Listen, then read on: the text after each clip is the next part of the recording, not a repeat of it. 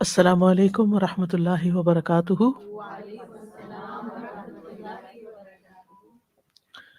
نحمده ونصلي علی رسوله الکریم، اما بعد فاعوذ باللہ من الشیطان الرجیم، بسم اللہ الرحمن الرحیم۔ رب اشرح لی صدری ویسر لی امری واحلل عقدۃ من لسانی یفقہوا قولی۔ حج پروگرام کے سلسلے میں آج ہم مزید کچھ احکامات کے بارے میں پڑھیں گے۔ ارشاد باری تعالیٰ ہے، جعل الله الكعبة البيت الحرام قياما للناس والشهر الحرام والهدي والقلائد ذلك لتعلموا أن الله يعلم ما في السماوات وما في الأرض وَأَنَّ اللَّهَ بِكُلِّ شَيْءٍ عَلِيمٌ۔ اللہ نے کعبہ کو جو حرمت والا گھر ہے لوگوں کے لیے قیام کا ذریعہ بنایا ہے، اور ماہ حرام کو اور قربانی کے جانوروں کو اور پٹے والے جانوروں کو بھی، یہ اس لیے کہ تم جان لو کہ بے شک اللہ جانتا ہے جو کچھ آسمانوں میں ہے اور جو زمین میں ہے، اور بے شک اللہ ہر چیز کو خوب جاننے والا ہے۔ آیت کا مطلب یہ ہے کہ اللہ سبحانہ وتعالیٰ نے کعبہ کو جو محترم گھر ہے لوگوں کے لیے قیام کا ذریعہ بنایا ہے، یعنی اس گھر کی تعظیم کے ساتھ، اس گھر کو قبلہ بنانے کے ساتھ اور اس گھر کی زیارت کرنے کے ساتھ لوگوں کا دین اور دنیا قائم ہے۔ کعبہ کے ساتھ لوگوں کے دین کی تکمیل ہوتی ہے، ان کے بوجھ ہلکے ہوتے ہیں، انہیں بہت سے فوائد حاصل ہوتے ہیں۔ اس کعبہ کی خاطر اموال خرچ کیے جاتے ہیں، اپنے گھر بار کو چھوڑا جاتا ہے، مختلف رنگ و نسل کے لوگ وہاں پر جمع ہوتے ہیں، ایک دوسرے سے متعارف ہوتے ہیں، ایک دوسرے سے مدد لیتے ہیں، اور ان کے درمیان دینی اور دنیاوی رابطے قائم ہوتے ہیں۔ تو اللہ تعالیٰ نے اس محترم گھر کو لوگوں کی اجتماعی زندگی کے قیام کا ایک ذریعہ بنا دیا ہے، یعنی لوگوں کو اکٹھا کرنے کا، لوگوں کو ایک مرکز پر جمع کرنے کا ذریعہ بنا دیا ہے۔ بعض علماء کہتے ہیں کہ بیت اللہ کا حج کرنا ہر سال، یعنی ہر بندے کے لیے ہر سال نہیں، یعنی بیت اللہ میں حج ہونا ہر سال یہ فرض کفایہ ہے۔ اگر تمام لوگ حج چھوڑ دیں، یعنی حج کریں ہی نہ، تو تمام لوگ گناہگار ہوں گے جو حج کرنے کی قدرت رکھتے ہیں۔ اگر تمام لوگ حج چھوڑ دیں تو ان کی اجتماعی زندگی کا سہارا ختم ہو جائے گا اور قیامت قائم ہو جائے گی۔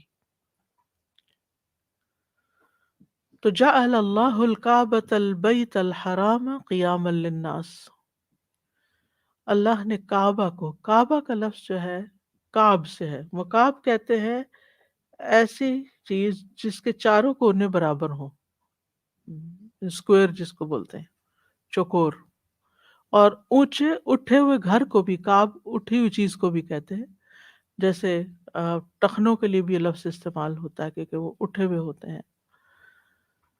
تو قرطبی کہتے ہیں کہ اس کو کعبہ اس لیے کہتے ہیں کہ اس کے چار کونے ہیں، اور ایک اور قول کے مطابق یہ اس لیے اس کو کعبہ کہا جاتا ہے کہ یہ باقی زمین کے مقابلے میں ابھرا ہوا اور نمایاں ہے، اوپر اٹھا ہوا ہے۔ یہاں کعبہ کا وصف بیت الحرام کے طور پر بیان کیا گیا ہے کہ یہ تعظیم والا گھر ہے، احترام والا گھر ہے، حرمت والا گھر ہے، یعنی اللہ سبحانہ وتعالیٰ نے یہاں پر لوگوں کے جان، مال، عزت، آبرو، ہر چیز کو محترم رکھا ہے، یعنی جو اس گھر میں جاتا ہے پھر وہ امن میں آ جاتا ہے۔ اس کے علاوہ قیام للناس، یعنی لوگوں کے لیے قیام کا ذریعہ ہے، یعنی ان کی دینی اور دنیاوی مصلحتوں کو قائم کرنے کا ذریعہ ہے، جیسا کہ سورۃ الحج میں آتا ہے کہ لِيَشْهَدُوا مَنَافِعَ لَهُمْ وَيَذْكُرُوا اسْمَ اللَّهِ عَلَىٰ مَا رَزَقَهُم مِّن بَهِیمَةِ الْأَنْعَامِ۔ تو یہاں مراد کیا ہے کہ وہ اپنے بہت سے فائدوں کے لیے حاضر ہوں، وہاں جائیں اور بہت سے فائدے حاصل کریں، ان کو دیکھیں اور اللہ کا نام لیں۔ اور خاص طور پر جو لوگ مکہ میں رہتے ہیں، کعبہ دینی اعتبار سے تو ہے ہی ان کے لیے فائدے کی چیز، لیکن وہ ان کے روزگار کا ذریعہ بھی ہے، ان کے معاش کا ذریعہ بھی ہے۔ ہر سال بہت سے لوگ وہاں جاتے ہیں، اپنے اموال خرچ کرتے ہیں اور ان کے بزنسز جو ہیں وہ فلرش کرتے ہیں۔ لوگ اپنی ضروریات کی چیزیں لاتے ہیں وہاں، کچھ لوگ بیچتے بھی ہیں لا کے، کچھ خریدتے ہیں۔ تو اس طرح اہل مکہ اس تجارتی ایکٹیویٹی سے اپنا رزق حاصل کرتے ہیں۔ پھر اسی طرح لوگ وہاں امن و امان پاتے ہیں اور عبادت اور ثواب حاصل کرتے ہیں، یعنی عبادت کرنے کی جگہ ہے بہترین، اور اس کے علاوہ ثواب حاصل کرتے ہیں۔ اور ویسے بھی یہ کہ مبارک جگہ ہے، برکتوں والی۔ اور جب کعبہ نہیں رہے گا تو پھر قیامت قائم ہو جائے گی۔ قیامت کے قریب علامات قیامت کی نشانیوں میں سے ایک نشانی کیا ہے کہ جب ایک حبشی اللہ کے گھر کو گرا دے گا، کعبۃ اللہ کو گرا دے گا، تو اس کے بعد بہت جلد قیامت آ جائے گی۔ رسول اللہ صلی اللہ علیہ وسلم نے فرمایا کعبہ کو 2 پتلی پنڈلیوں والا حبشی گرائے گا، اس کی ایک ایک اینٹ کو الگ کر دے گا، تو اس کے بعد پھر قیامت آ جائے گی۔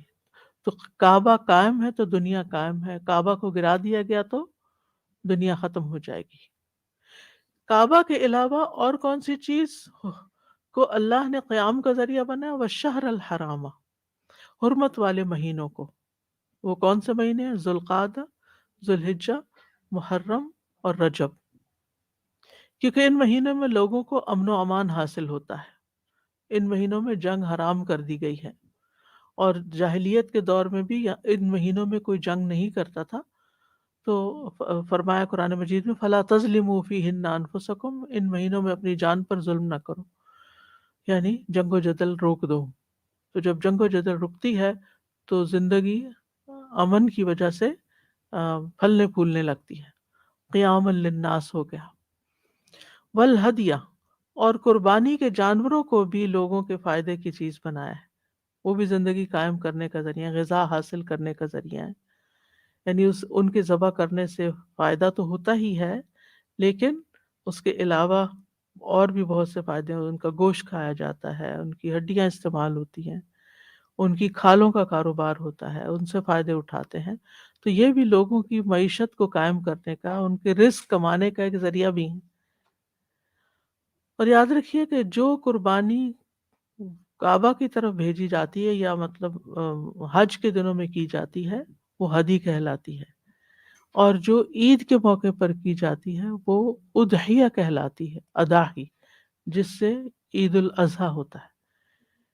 حاجی جو ہیں وہ عموماً ہدی کرتے ہیں، یعنی یوم النحر پہ، لیکن اگر وہ چاہیں تو اضحیہ بھی ساتھ کر سکتے ہیں۔ یعنی حج کی قربانی، حج تمتع کرنے والوں پر تو قربانی لازم ہے، نہیں کر سکتے تو روزے رکھنے ہوں گے، لیکن اگر کوئی صاحب استطاعت حج کی قربانی دینے کے علاوہ اگر وہ عید کی قربانی، یعنی عید الاضحیٰ کی جو نسبت سے قربانی کی جاتی ہے، وہ بھی کرنا چاہے تو کر سکتا ہے۔ ہدی تو وہیں ہوگی مکہ میں، لیکن اضحیہ جو ہے، باقی قربانی، وہ چاہے تو مکہ میں کرے اور چاہے تو اپنے گھر پہ کرے، یعنی پیچھے گھر والے بھی کر سکتے ہیں اس کی طرف سے۔ مکہ سے میری مراد مینا اور وہ سارا علاقہ، یعنی حرم کا علاقہ۔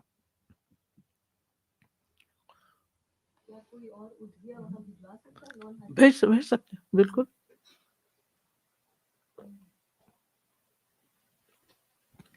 والقلائد، قلائدہ کا لفظ قلدہ سے ہے، قلد کہتے ہیں رسی کو بل دینا۔ قلدت الحبل کا مطلب ہے میں نے رسی بٹی، وہ بل دے دے کے بٹتے ہیں نا رسی کو۔ تو قلائد کے 2 معنی ہیں۔ قلائد کا ایک معنی یہ ہے کہ حج کی علامت کے طور پر اپنے گلے میں قلادہ پہن لینا، ہار پہن لینا۔ یعنی حج کے زمانے میں جب کوئی انسان حج یا عمرہ کرتا، دور جاہلیت میں جب کوئی حج یا عمرہ کرتا تو وہ درختوں کی چھال یا پھلوں یا کسی بھی طرح کے پھولوں وغیرہ سے ہار بنا کر ایک ایسا قلادہ تیار کرتا جس کو وہ گلے میں پہن لیتا، جو اس بات کی علامت ہوتی تھی کہ وہ حج کے لیے جا رہا ہے، وہ ایک پرامن سفر پر ہے، وہ کسی لوٹ مار کے لیے نہیں جا رہا۔ تو اس طرح ایسے شخص کو کوئی چھیڑتا نہیں تھا، اس کو راستے میں پورا امن حاصل ہوتا تھا، تو یہ زندگی کے قیام کا ذریعہ بن گیا۔ بعض لوگ حج کرنے نہیں بھی جا رہے ہوتے تھے، تجارتی سفر پہ جا رہے ہوتے تھے، لیکن اگر وہ ٹورڈز مکہ جا رہے ہیں تو مکہ تک وہ قلادہ پہن لیتے اور اس کے بعد آگے کا سفر پھر قلادے کے بغیر کر لیتے یا سیفٹی کے لیے۔ یہ بالکل ایسے ہی ہے جیسے آج کل لوگ آئیڈینٹی کے لیے اپنے گلے میں قلادہ لٹکاتے ہیں۔ وہ آتے ہیں جی، ہو سکتا ہے کہ وہ آتے ہوئے جو پھولوں کے ہار پہنائے جاتے ہیں کہ یہ پتہ چلے کہ یہ لوگ حج کر کے آئے ہیں۔ دوسرا معنی یہ ہے کہ اس سے مراد وہ قلادے ہیں جو جانوروں کے گلے میں ڈالے جاتے ہیں جن پہ وہ سوار ہو کر مکہ جایا کرتے تھے، اور اسی طرح قربانی کے جانور کے گلے میں بھی ڈالتے تھے، ٹھیک ہے؟ اور اس طرح وہ قربانی کے جانور کا احترام کیا کرتے تھے۔ اور اسی طرح یہ قلادے جو ہوتے تھے یہ بعض اوقات پرانے جوتے یا مشکوں کے کان وغیرہ کاٹ کے، تو اس کے مشک نہیں ہوتی پانی کی، جی، تو اس کے کنارے کاٹ کے اس سے بنایا کرتے تھے۔ تو ایسے جانوروں کو کوئی چھیڑتا نہیں تھا، کوئی لوٹتا نہیں تھا، وہ سمجھ جاتے تھے کہ یہ حرم کی طرف جا رہے ہیں اور حج کے لیے جا رہے ہیں، یا عمرہ جگ کے لیے لوگ جا رہے ہیں اور وہاں جا کے قربانی کرنا چاہتے ہیں۔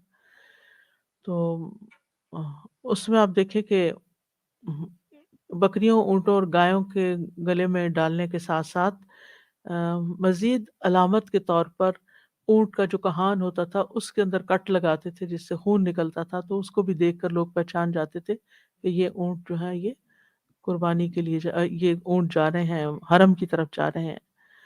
تو اس طرح یہ تمام چیزیں ان کی زندگی کو قائم رکھنے کا ذریعہ تھی، خاص طور پر عربوں کے لیے، کیونکہ دور جاہلیت میں بہت زیادہ لوٹ مار تھی اور بدامنی تھی اور زندگی کو بچانا مشکل تھا۔ تو ان سب چیزوں کو محترم بنا کر اللہ تعالیٰ نے ان کی زندگی کو قائم رکھنے کا ذریعہ بنا دیا، یعنی وہاں زندگی قائم رہی۔ ذَلِكَ لِتَعْلَمُوا أَنَّ اللَّهَ يَعْلَمُ مَا فِي السَّمَاوَاتِ وَمَا فِي الْأَرْضِ، یہ اس لیے کہ تم جان لو کہ اللہ وہ سب کچھ جانتا ہے جو آسمانوں اور زمین میں ہے، یعنی اللہ سبحانہ و تعالیٰ ان تمام مصلحتوں سے خوب واقف ہے۔ یعنی لوگوں کو یہ پتہ ہونا چاہیے کہ جو کچھ یہ تمہیں دیا گیا ہے یا جو کچھ تم کر رہے ہو، اللہ سبحانہ و تعالیٰ اس سے بخوبی واقف ہے، اور اللہ سبحانہ و تعالیٰ کا علم تو ہر چیز کو گھیرے ہوئے ہے۔ وَأَنَّ اللَّهَ بِكُلِّ شَيْءٍ عَلِيمٌ، اور یہ کہ اللہ سبحانہ و تعالیٰ ہر چیز کو خوب خوب جانتا ہے، ہمیشہ سے جانتا ہے اور ہمیشہ جانتا رہے گا، کوئی بھی چیز اس سے چھپی ہوئی نہیں۔ تو اس آیت سے یہ پتہ چلتا ہے کہ جس گھر کی آپ زیارت کرنے کے لیے جاتے ہیں، جہاں حج ہوتا ہے، اللہ سبحانہ و تعالیٰ نے اس کو زندگی قائم رکھنے کا ذریعہ بھی بنایا۔ وہ محترم گھر تو ہے ہی، مبارک گھر تو ہے ہی، لیکن اس کے ساتھ ساتھ زندگی کے قیام کا ذریعہ بھی ہے، دینی اور دنیاوی مصلحتوں کو بھی ہے۔ پھر ہر حرمت والے مہینوں کی عظمت بیان بھی ہے کہ جن مہینوں میں حج ہوتا تھا اور عمرہ ہوتا تھا، ان مہینوں کو خاص طور پر حرمت والا بنا دیا گیا۔ پھر قربانی کے جانوروں کی عظمت کا بیان بھی ہے، تو اس سے یہ پتہ چلتا ہے کہ کوئی انسان ہو یا جانور ہو یا کوئی بھی چیز جو اس حج سے متعلق ہے اور اللہ کے گھر سے متعلق ہے، وہ سب محترم ہے، اور اللہ سبحانہ وتعالیٰ نے ان کو ایک خاص مقام دیا ہے۔ اور اس سے یہ بھی پتہ چلتا ہے کہ گلے میں ہار ڈالنا جو ہے، یا چاہے اپنے میں ڈالا جائے یا پھر جانور کے گلے میں ڈالا جائے، اس کی مشروعیت ہے، یعنی اس کی اجازت ہے، اس میں کوئی ممانعت کی بات نہیں ہے۔ اور پھر آپ دیکھیں کہ اللہ سبحانہ تعالیٰ نے یہ بات بھی سائے سے پتہ چلتی ہے کہ اللہ سبحانہ تعالیٰ نے یہ جتنی چیزیں مقرر کی ہیں یہ سب اس کے علم اور حکمت پر مبنی ہے. ایسا نہیں کہ اللہ تعالیٰ کو پتہ نہیں اور لوگوں نے خود سے خود ایجاد کرنی ہے. اگر ان چیزوں کی عظمت اور حرمت قائم ہے تو یہ اللہ کی اجازت سے قائم ہے اور ایسا کیا جا سکتا ہے. اب ہم حج کے متعلق کچھ اور احکامات کے بارے میں پڑھیں گے. سفر حج سے قبل کچھ ضروری امور. سب سے پہلے یعنی حج کا سفر ابھی شروع نہیں کیا، آپ تیاری کر رہے ہیں تو کن کن چیزوں کا لحاظ رکھنا چاہیے؟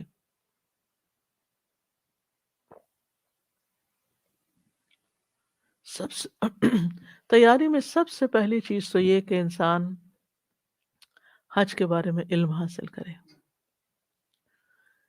یہ کب شروع ہوا، کیوں شروع ہوا، اس کے فرائض کیا ہیں، اس کے واجبات کیا ہیں، سنتیں کیا ہیں، اس کی پابندیاں کیا ہیں، کیا کرنا چاہیے کیا نہیں کرنا چاہیے. تو سب سے پہلی چیز جو اس سلسلے میں انسان کو یاد رکھنی چاہیے کہ یہ گھر ابراہیم علیہ السلام نے بنایا تھا کس چیز کے اعلان کے لیے؟ حج کے اعلان کے لیے. اور حج کا اعلان کس انداز میں کیا جائے؟ لبیک اللہم لبیک لبیک لا شریک لک لبیک. گویا دوسرے لفظوں میں حج کرنے والا سب سے پہلے اپنی توحید کو خالص کرے، اپنی نیت کو درست کرے اور صرف اللہ کے لیے اس عبادت کو بچا لائے. کیونکہ اگر انسان حج بھی کر رہا ہے اور اللہ کے ساتھ دوسروں کو شریک کر رہا ہے، چاہے شرک اکبر ہے یا شرک اصغر، تو یہ بات درست نہیں.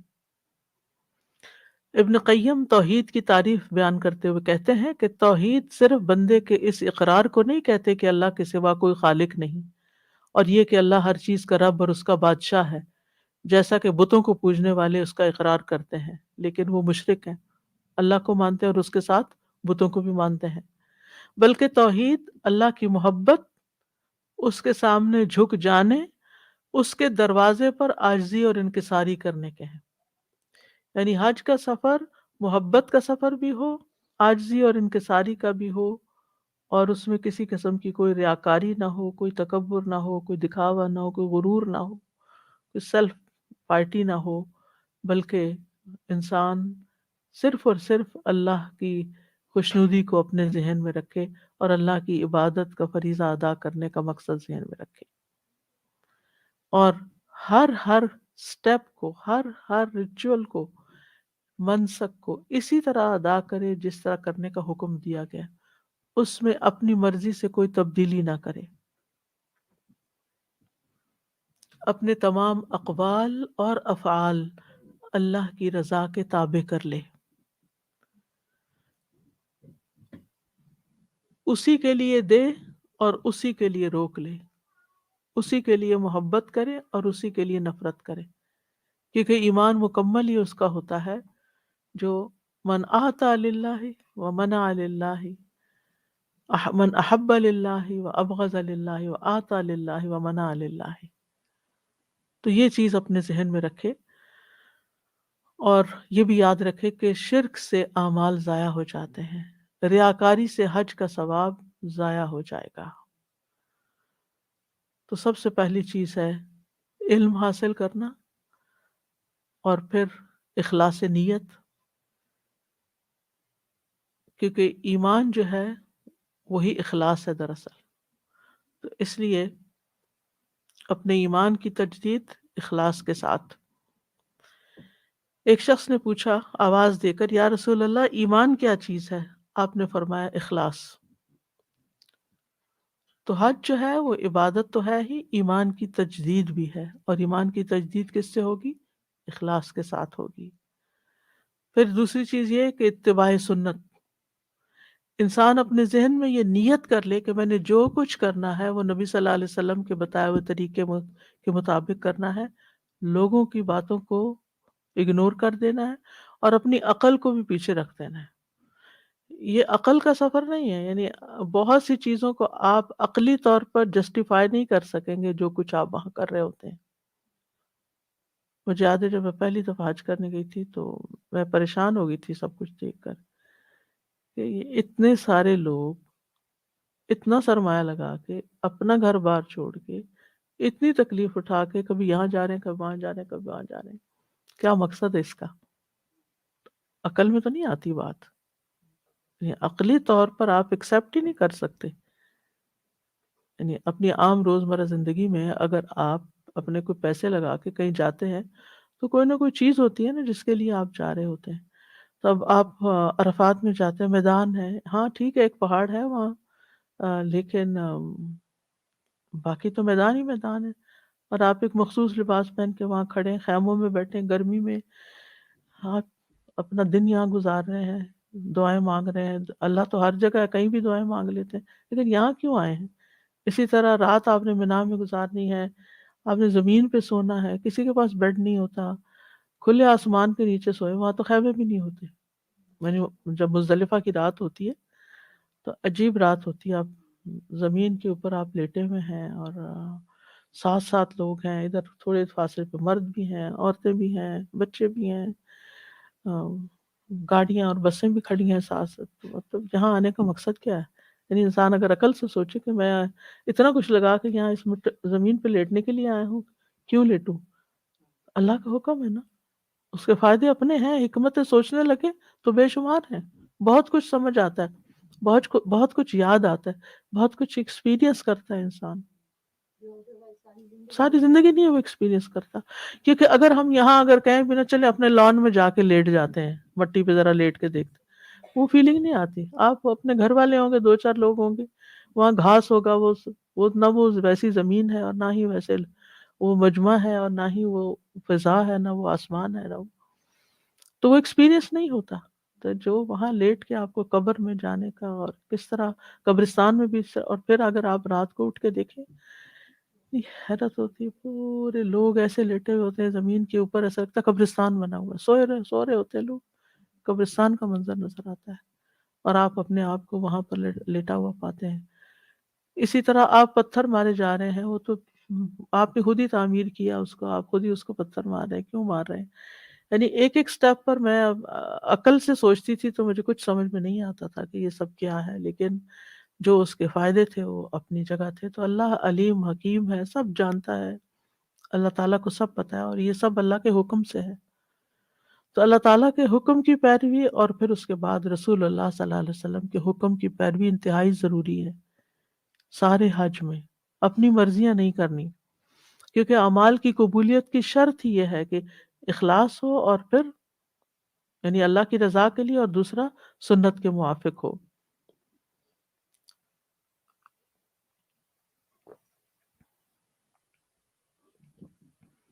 اور یہ سبق انسان یاد رکھے، قل ان صلاتی و نسکی و محیایا و مماتی للہ رب العالمین. کہہ دیجیے میری نماز اور میری قربانی اور میرا جینا اور میرا مرنا سب اللہ کے لیے ہے جو تمام جہانوں کا رب ہے. پھر یہ ہے کہ جو مناسک حج ہیں، نسک جو ہیں، ان کو سیکھنے کا حکم بھی دیا ہے نبی صلی اللہ علیہ وسلم نے. رسول اللہ صلی اللہ علیہ وسلم نے فرمایا میری امت کو مناسک حج سیکھ لینے چاہیے، لِتَأْخُذْ أُمَّتِي مَنَاسِكَهَا، لہٰذا خاص طور پر منسک کی تعلیم حاصل کریں کہ کرنا کیا ہے وہاں جا کر، کس سٹیپ پر، کس جگہ، کس وقت میں کیا کرنا ہے. پھر جس مال سے آپ حج کر رہے ہیں وہ مال حلال ہونا چاہیے، حرام سے اجتناب کریں، کیونکہ رسول اللہ صلی اللہ علیہ وسلم نے فرمایا بے شک اللہ پاک ہے اور پاک ہی قبول کرتا ہے. اور اللہ نے مومنوں کو بھی وہی حکم دیا جو اس نے رسولوں کو دیا کہ اے رسولو تم پاک چیزیں کھاؤ اور نیک عمل کرو، میں تمہارے اعمال کو جاننے والا ہوں. یعنی پاکیزہ رزق لے کر جانا چاہیے، حرام مال سے حج قبول نہیں ہوتا، دعائیں بھی قبول نہیں ہوتی. آپ صلی اللہ علیہ وسلم نے ایک ایسے آدمی کا ذکر فرمایا جو لمبا سفر کرتا ہے، پریشان حال ہے، گرد آلود جسم ہے، اپنے ہاتھوں کو آسمان کی طرف دراز کر کے کہتا ہے اے میرے رب، اے میرے رب، حالانکہ اس کا کھانا حرام، اس کا پہننا حرام، اس کا لباس حرام، اس کی غذا حرام، تو اس کی دعا کیسے قبول ہو؟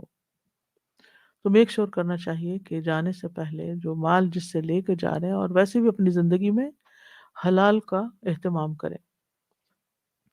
پھر حج پہ جانے سے پہلے اپنی اہم ذمہ داریاں کسی اہل کے سپرد کر کے جائیں، چاہے اپنی ذاتی زندگی میں ہے، یا آپ کہیں جاب کر رہے ہیں، یا آپ کے پاس کوئی مال امانت ہے، یا کوئی بھی چیز ہے، کہ جس کے بارے میں آپ کو دوسروں کو بتانا چاہیے وہ لازمی طور پر بتائیں۔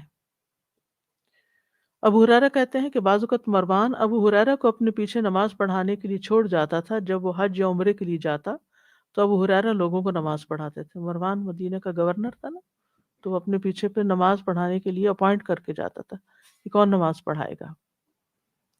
اسی طرح اگر آپ کے ذمے کسی کی کوئی امانت یا حق ہے تو اس کو ادا کر کے جائیں، کوئی قرضہ ہے تو اس کو چکا کر جائیں۔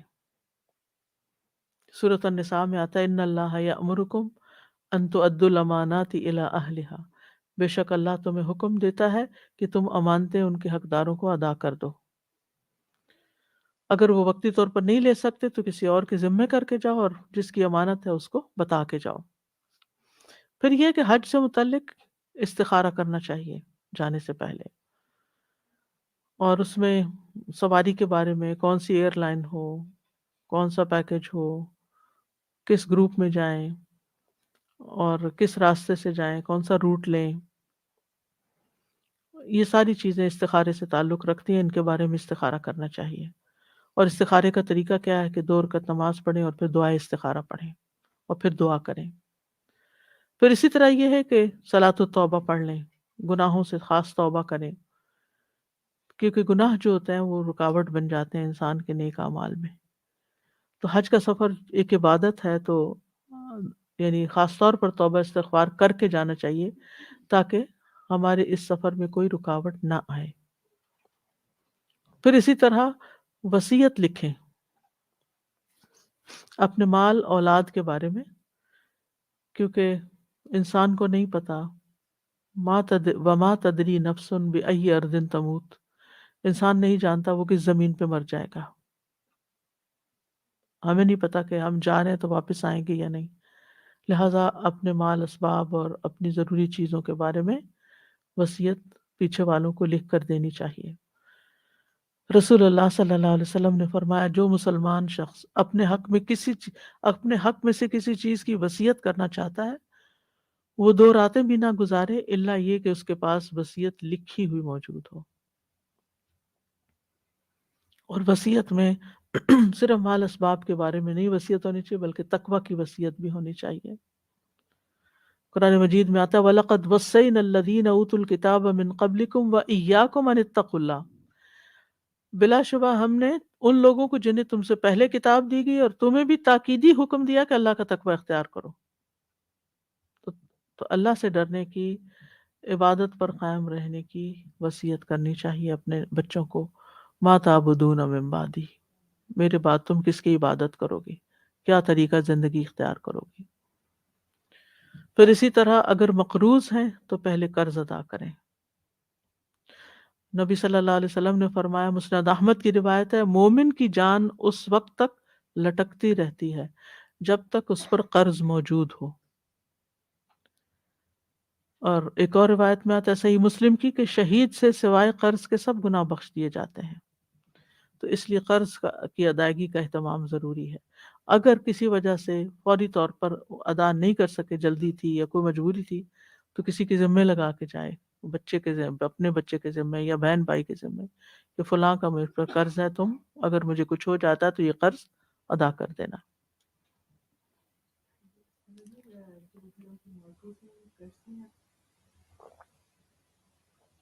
ہے تو قرض ہی۔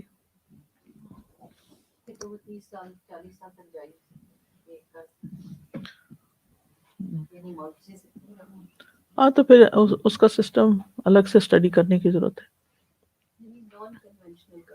جی، اور پھر یہ ہے کہ جانے کے لیے قرضہ لے کر نہ جائیں، قرضہ چڑھا کے نہ جائیں، یہ مطلب ہے۔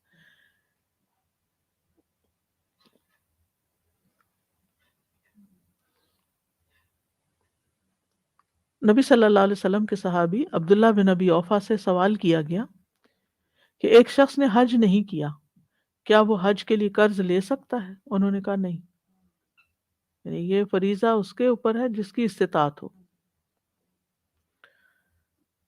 پھر آپ دیکھیے کہ سفر کے لیے سواری تیار کرنا، پہلے زمانے میں تو اونٹنیاں تیار کی جاتی تھی، پہلے سے ہی ان کو کھلایا پلایا جاتا تھا اور اہتمام کیا جاتا تھا تاکہ وہ دور کا سفر طے کر سکیں.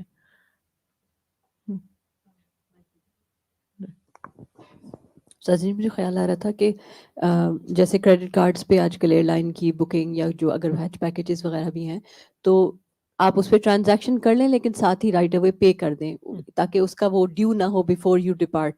کیونکہ بعض اوقات اس میں جیسے پوائنٹ سسٹمز ہیں یا کوئی ریوارڈز ہیں ان کے تھرو کرنے کے, اگر کوئی ڈائریکٹ کیش نہیں بھی لیتا تو وی کین ڈو دیٹ انشاءاللہ. اگر وہی بات کہ یہ نیت ہے تو یہ ضروری نہیں ہے کہ آپ نے ٹکٹ ایکچوئل کیش سے جا کے لینی ہے. You can use a credit card transaction and pay right of.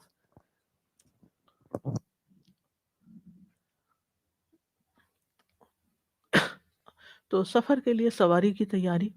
عمر رضی اللہ عنہ کہتے ہیں حج کے لیے پالانے باندھو کیونکہ یہ 2 جہادوں میں سے ایک جہاد ہے. یعنی حج کو بھی جہاد کا درجہ دیا گیا ہے.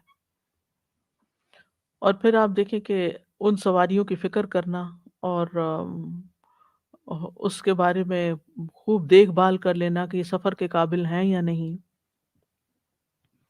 پھر زاد راہ اختیار کرنا, ضروری سامان سفر لے کر جانا لیکن سامان مختصر لے کے جانا کیونکہ خود ہی اٹھانا ہوتا ہے. اور پھر کوئی اور آپ کو ایسا نہیں ملتا کیونکہ ہر ایک نے اپنا اٹھانا ہے تو وہ پھر آپ کو تھوڑی ساتھ اٹھا سکتا ہے. تو اس لیے اتنا ہی اٹھا کے لے جائیں جو آپ خود اٹھا سکتے ہو. خصوصاً ہینڈ بیگز وغیرہ یا جو ہینڈ لگیج ہے اس میں بھی احتیاط کرنی چاہیے. اور پھر یہ ہے کہ سامان میں ضرورت کا سامان تو ہو لیکن اتنا کم بھی نہ ہو کہ آپ ہر چیز دوسروں سے مانگنا شروع کر دیں. پھر اپنی دوائیاں وغیرہ اگر آپ کچھ لیتے ہیں تو ان کو بھی آپ رکھ لیں. اور اسی طرح اگر کوئی مخصوص قسم کی غذا آپ کو چاہیے تو اپنی مرضی سے وہ بھی لے جا سکتے ہیں. انس رضی اللہ عنہ نے ایک اونٹ پر حج کیا اور آپ بخیل نہیں تھے, یعنی ایک ہی اونٹ پر اپنا سامان بھی رکھا اور حج خود بھی بیٹھے. کتنا سا ہوتا ہے اونٹ اگر آپ دیکھیں. اور انس رضی اللہ عنہ کہتے ہیں کہ رسول اللہ صلی اللہ علیہ وسلم نے بھی ایک اونٹ پر حج کیا اور یہ اونٹ آپ کا سامان اٹھانے والا تھا, یعنی سامان اور آپ اسی پر تھے. تو سواری اور سامان میں سادگی ہونی چاہیے. پھر اسی طرح لباس اور کھانے میں بھی سادگی. ایک شخص نے رسول اللہ صلی اللہ علیہ وسلم سے سوال کیا کہ حاجی کی کیفیت کیا ہے, حاجی کیسا ہوتا ہے؟ آپ نے فرمایا پراگندہ بالوں والا اور غبار آلود کپڑوں والا. یعنی اگر حج کے موقع پر آپ کے کپڑے میلے ہو گئے ہیں یا آپ کو نہانے کی جگہ نہیں مل رہی, یا خاص طور پر جو وہ 5 دن ہوتے ہیں حج کے, 8 تاریخ سے لے کر 12 تاریخ تک یا 13 تاریخ تک 5 دن آتے ہیں, یہ سب کے اوپر ہی کافی بھاری گزرتے ہیں کیونکہ ہر کوئی ہوٹلوں میں واپس آ کے نہا نہیں سکتا اور وہاں پر بھی اتنی جگہ نہیں ہوتی کہ آپ پراپر طریقے سے نہا کے یا پراپر کپڑے استری کریں یا تو کسی. اور پھر جب آپ کنکریاں مارنے کے لیے جاتے ہیں تو آپ کو پیدل جانا پڑتا ہے, بیچ میں گاڑیاں نہیں چل رہی ہوتی, پسینہ آتا ہے, آندھی چلے تو مٹی بھی آپ کے اوپر آئے گی, بارش آ جائے تو پانی سے بھیگ جائیں گے, تو حال تو خراب ہوتا ہی ہے. اسی طرح راستے میں بعض اوقات لوگ گندگی پھینک دیتے ہیں, وہ آپ کے کپڑوں کو لگ جاتی ہے, کیچڑ ہوتا ہے کہیں, وہ چینٹے پڑ جاتے ہیں. تو اٹس اوکے, کوئی فرق نہیں پڑتا. یعنی آپ یہ نہ کہیں کہ ہم اچھی طرح صاف نہیں ہیں, پاک نہیں ہیں, ہم گندے لگ رہے ہیں. دس از پارٹ آف حج. پھر ایک دوسرا شخص کھڑا ہوا, اس نے عرض کیا یا رسول اللہ کون سا حج سب سے افضل ہے؟ آپ نے فرمایا جس میں بلند آواز سے تلبیہ پکارا گیا ہو اور قربانی کے جانور کا خون بہایا گیا ہو. اس کے بعد ایک اور شخص کھڑا ہوا اور اس نے عرض کیا یا رسول اللہ سبیل کیا ہے؟ مس سبیلو. آپ نے فرمایا زادرہ اور سواری. پھر اسی طرح جمعرات کے دن سفر کے لیے نکلنا زیادہ پسندیدہ ہے. کعب کہتے ہیں کم ہی ایسا ہوتا کہ رسول اللہ صلی اللہ علیہ وسلم کسی سفر میں جمعرات کے سوا کسی اور دن نکلیں, یعنی وہ نکلنے کے لیے جمعرات کا دن ہی پسند کرتے تھے. جی ہاں, ہر قسم کے سفر کے لیے. پھر اس سفر کے بھی کچھ آداب ہیں, اور اس میں کیا ہے, الحج اشہر معلومات فمن فرض فیہن الحج فلا رفث ولا فسوق ولا جدال فی الحج وما تفعلوا من خیر یعلم اللہ وتزودوا فإن خیر الزاد التقوی. اس مختصر سے آیت میں ساری چیزیں بتا دی گئیں، کیا نہیں کرنا اور کیا کرنا ہے، کوئی شہوانی فعل نہ ہو، کوئی نافرمانی نہ ہو، کوئی جھگڑا نہ ہو، اور نیکی جو بھی تم کر سکو، ذاتی نیکی، خدمت خلق، دین کی دعوت، یہ سب کر سکتے ہو، اور زاد راہ ساتھ رکھو۔ نبی صلی اللہ علیہ وسلم نے حضرت معاذ کو جب یمن کی طرف بھیجا تھا تو انہوں نے کہا تھا کہ مجھے کوئی نصیحت کرے، وصیت کرے، وہ سفر پہ جا رہے تھے، تو اس سفر میں جو آپ نے ان کو نصیحت کی وہ ہم حج کے سفر کے لیے اپنے پلے باندھ سکتے ہیں، اور بڑی خوبصورت ہے۔ انہوں نے کہا اللہ کے رسول صلی اللہ علیہ وسلم مجھے کوئی وصیت فرمائے۔ آپ نے فرمایا حسب استطاعت اللہ کا تقوی اختیار کرو، ہر پتھر اور درخت کے پاس اللہ عز و جل کا ذکر کرو، یعنی جہاں سے بھی گزرو، جہاں بھی رکو، ہر جگہ اللہ کو یاد کرو، اور جب تم کوئی برائی کرو تو اسی وقت توبہ کرو۔ کوئی غلطی ہو گئی، ٹنگ سلپ ہو گئی، کسی انسان کو کچھ کہہ دیا تو فوراً استغفار، مخفی برائی کی توبہ مخفی انداز میں، اور علانیہ گناہ کی توبہ علانیہ انداز میں ہونی چاہیے، یعنی جو چھپ کے غلطی کی تو چھپ کے توبہ کر لی، جو سب کے سامنے غلطی کی اوپنلی کی ہے تو پھر اوپنلی توبہ کرو۔ پھر اس سفر کے آداب میں سے ہے شاعر اللہ کی تعظیم کرنا، وَمَن يُعَظِّمْ شَعَائِرَ اللَّهِ فَإِنَّهَا مِن تَقْوَى الْقُلُوبِ۔ پھر ہے سکینت اختیار کرنا، یعنی کام ڈاؤن، سلو ڈاؤن، ٹھیک ہے، جلد بازی نہیں کرنی چاہیے، پینک نہیں ہو جانا چاہیے۔ مثلا آپ کا سامان نہیں آ رہا، دیر سے آتا ہے بعض اوقات، تو اب آپ پینک ہو جائے، آپ گمان کرنے لگے، لگتا ہے گم ہو گیا ہے، وہ چڑھا ہی نہیں، پتہ نہیں کو کسی اور لائن پہ چلا گیا ہوگا، پتہ نہیں ملے گا ہی نہیں، تو میں کروں گی کیا، اور کبھی اس سے بات کر رہے ہیں، کبھی اس سے بات کر رہے ہیں، اور اتنے میں دیکھتے ہیں کہ سامان آیا پڑا ہے۔ تو یہ جو انتظار کا وقت ہوتا ہے بعض اوقات ایک ایک گھنٹہ لگ جاتا ہے، اور یہ صرف وہاں نہیں لگتا، یہاں بھی لگتا ہے۔ وہ مجھے کوئی بتا رہا تھا ریسنٹلی، وہ ڈیلس سے واپس آئے تو سامان آنے میں میرا خیال ہے شاید 2 گھنٹے ان کے لگ گئے۔ وہ کوئی وجہ ہوتی ہے، بعض اوقات کارٹس اویلیبل نہیں ہوتے جس کے ذریعے، اور بہت ساری فلائٹیں آئی ہوئی ہوتی ہیں تو دیر ہو سکتی، جگہ خالی نہیں ہوتی جہاں پر سامان آتا ہے۔ یہ ایک مثال دے رہی ہوں، سامان کی کوئی بھی چیز ہو سکتی ہے۔ تو ایسے میں آپ 2-3 چیزیں جو ہے وہ اپنے لیے لازم کر لیں، جس میں سے ایک یہ کہ جہاں بھی جلدی تیزی ہو رہی ہو وہاں سلو ڈاؤن، اور جہاں لوگ بہت باتیں بحثیں کر رہے ہوں وہاں سائلنس،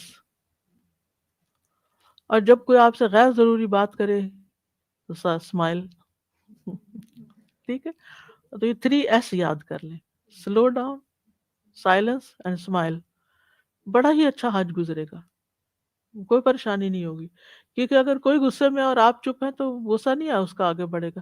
جب آپ بولتے ہیں نا تو آپ جلتی پہ تیل ڈالتے ہیں، جس سے اور زیادہ بھڑک اٹھتا ہے معاملہ۔ گھروں میں بھی جو لڑائیاں ہوتی ہیں عام طور پر اس کی وجہ یہ ہوتی ہے، مثلا ہسبینڈ وائف کے بیچ میں کوئی ڈفرینس ہوا، کوئی ڈفرینس آف اوپینین ہوا، کوئی بات پسند نہیں آئی، تو دوسرے شخص نے کوئی ایسے چنک کے جواب دیا، زور سے جواب دیا، تو پہلا شخص اس سے بھی اونچا ہو گیا، اور پھر برتن بھی کھٹکنے لگے اور دروازے بھی بجنے لگے اور بہت کچھ فساد ہنگامہ ہو گیا۔ تو اس لیے بہتر یہی ہے کہ انسان ناگوار باتوں پر خاموشی اختیار کر لے، اور آپ دیکھیں کہ تھوڑی دیر کے بعد آہستہ آہستہ آہستہ آہستہ اس کی گرمی کم ہو جاتی ہے، وہ انٹینسٹی کم ہو جاتی ہے۔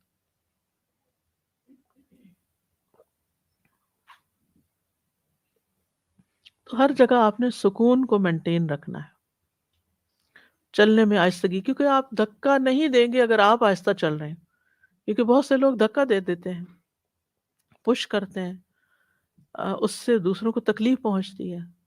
تو آپ نے ولا فسوق ولا جدال فی الحج کرنا ہی نہیں، تو ایسی صورت میں پھر آپ خود سلو ہوں گے۔ اگر آپ کے طواف کو 2 کی بجائے 3 گھنٹے لگ گئے تو کیا ہوگا؟ 2 کی بجائے 3 گھنٹے کا ثواب ہے۔ اگر آپ کو چھوٹے راؤنڈ کی بجائے بڑا راؤنڈ ملا، نیچے جگہ نہیں ملی، وہ کہتے ہیں اوپر جاؤ، اوپر چلے گئے، تو لڑائی کرنے کی کیا ضرورت ہے ان سے؟ جو وہاں شرطا کھڑے ہوتے ہیں، پولیس والے کھڑے ہوتے ہیں، کچھ لوگ ان سے ایسی ایسی لڑائی کرتے ہیں اور پھر زبردستی اندر جانے کی کوشش کرتے ہیں۔ آپ کہیں کہ مجھے موقع مل گیا زیادہ قدم اٹھانے کا، مثلاً آپ ویل چیئر پہ ہیں اور وہ تیز نہیں چلا رہا تھا، خوش ہو زیادہ وقت مل گیا دعائیں کرنے کا. آپ اسکوٹی پہ بیٹھے ہوئے وہ تیز نہیں چل رہی، خوش ہو کہ آہستہ آہستہ کریں گے، انجوائے کریں گے، دعائیں مانگیں گے، ذکر کریں گے. پینک کیوں ہو رہے ہیں ہر تھوڑی دیر کے بعد؟ یہ سلو ہے، یہ سلو ہے، یہ دھکا ہے، دیکھو فلاں کیا کر رہا ہے. آپ عبادت کے لیے ہیں، آپ کا تقویٰ کہاں ہے؟ آپ اللہ کی طرف رجوع کریں، نہ کہ صرف چیزوں کو دیکھتے رہیں، لوگوں کو دیکھتے رہیں اور تبصرے کرتے رہیں. یہ حج نہیں ہے، یہ تعظیم نہیں ہے شاعر اللہ کی. جس جگہ آپ کھڑے نا اس جگہ کی حرمت کو دیکھیں، کہاں کھڑے ہو کے کیا بات کر رہے ہیں. جو لوگ وہاں کھڑے ہیں نا ڈیوٹی پہ، ان کی بھی ایک حرمت ہے، ان کا بھی ایک مقام ہے، ان کو بھی عزت دیں. وہ اللہ کے گھر کی پاسداری کر رہے ہیں اس وقت، وہ ایک خاص ڈیوٹی پر ہیں، آپ ان کے پیچھے پڑ جاتے ہیں اور بعض اوقات ان کی بات نہیں سنتے. وہ اگر آپ کو کہیں سے اٹھاتے ہیں تو اٹھ جائیں. انہیں پتا ہے کہ یہ بیٹھنے کی جگہ ہے یا نہیں، ڈھیڑ بن کے نہیں بیٹھے. اور بعض اوقات وہ ایک دفعہ اٹھاتے ہیں، تھوڑی دیر وہ گھوم کے پھر لوگ آ کے بیٹھ جاتے ہیں، ایک نہیں سنتے. تو اب آپ اپنے آپ کو یرحم کر لیں، آپ اپنے آپ کو رکھ کے دیکھیں وہاں. اگر آپ ڈیوٹی پر ہوں، لوگ آپ کے ساتھ یہ کر رہے ہیں تو آپ کا پیشنس کیا ہوگا. اور پھر میں بعض اوقات حیران ہوتی، میں دیکھتی رہتی تھی کہ وہ ایک کو کہتے باجی فلاں یہ نہ کرو یہ نہ کرو، اچھا وہ گزر گیا، وہ کسی طرح ٹلا، اگلا ایک اور آ گیا، اسی جگہ ایک اور آ گیا. اب وہی باجی اس کے ساتھ باجی باجی ہو رہا ہے، اس کو کسی طرح ٹلایا، پھر ایک اور آ گیا. کہتی تھی یا اللہ ان کا سارا دن یہی کام ہے، کتنا مشکل کام ہے. تو جانے والوں کو کوآپریٹ کرنا چاہیے، ان کو بات سن لینی چاہیے، مان لینی چاہیے. نبی صلی اللہ علیہ وسلم نے عرفہ کے دن فرمایا، اے لوگو اپنے اوپر سکون لازم کر لو، اونٹوں کو تیز دوڑانا کوئی نیکی نہیں. اونٹوں کو تیز دوڑانا کوئی نیکی نہیں. اگر آپ تیز چلا رہے ہیں کوئی چیز تو آپ کوئی بڑی نیکی نہیں کر رہے. پھر اسی طرح صبر کرنا، کیونکہ انسان بعض اوقات نئے لوگوں کے ساتھ جاتا ہے جن کے ساتھ کبھی زندگی میں رہنے کا موقع نہیں ملتا، عادات اخلاق مختلف ہوتا ہے، تو پھر ان کے ساتھ نبھا مشکل ہوتا ہے. آپ سوچیں یہ صرف چند دن کے لیے، کون سا میں نے ساری زندگی ان کے ساتھ رہنا ہے. اور بعض لوگوں کے ساتھ ساری زندگی بھی رہنا پڑے تو بھی انسان کو صبر کرنا پڑتا ہے. صبر سے ہی زندگی کی گاڑی چلتی ہے، ورنہ تو پھر انسان ساتھ نہیں چل سکتا، الگ ہو جاتا ہے. تو پھر